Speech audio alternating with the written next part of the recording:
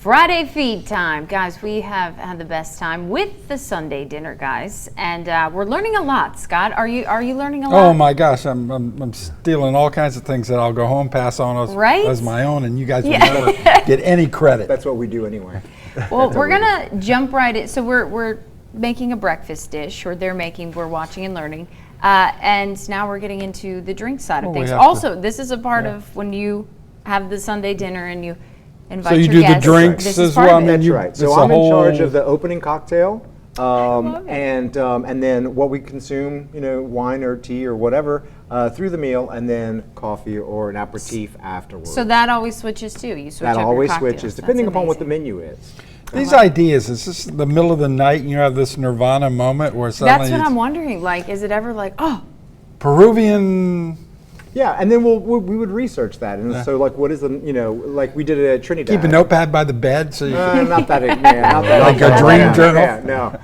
But we did Trinidad, and so I went in and I looked at the traditional drinks, and one of them was sorrel, which is dried hibiscus tea, if you will. That is with orange and cinnamon stick and sugar, and it's almost like Kool-Aid. Yeah. Really good. It was really, really good. And it's a process. It's a couple of days because you have to soak the flowers and then you have to allow them to drip, into a container. Wow. You guys really do. You do it just how they would be done. That is amazing. Yeah. Wow. Okay, so what do we have here? We're going the breakfast route. That's again. right. So because of this meal that, you could obviously have it at any time of the day. You could have it as a breakfast. You could have it as a brunch. I love breakfast for dinner. So that's one of my favorites. It's almost better sometimes. So because of that, obviously, orange juice is a breakfast drink. And so what I actually have here is I have some fresh squeezed orange juice.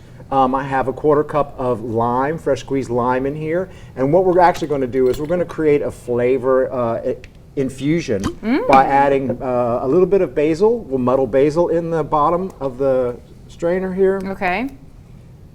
Add our juice. Of course, fresh squeezed. Fresh squeezed. Good sounds for our cooking segment. And so to know proportions, this is about a 1/4 cup of lime juice and 2 cups of fresh orange juice. Okay.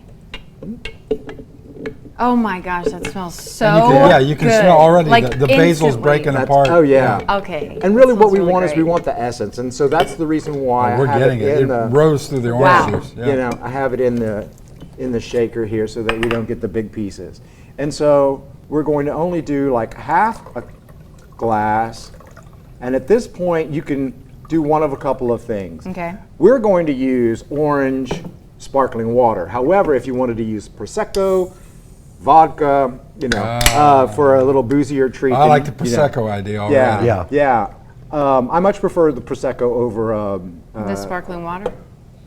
Well, then it becomes mimosa-ish. That's right. Yeah, absolutely. I love mimosas, so this is perfect. Yeah, and then a little garnish on the top there. Yeah, you make it look easy though. Like there's a part of me that's like, I could do this, probably not, but Well, and I'll tell you, it just took Tyler. two limes and then about 5 of the oranges about this size.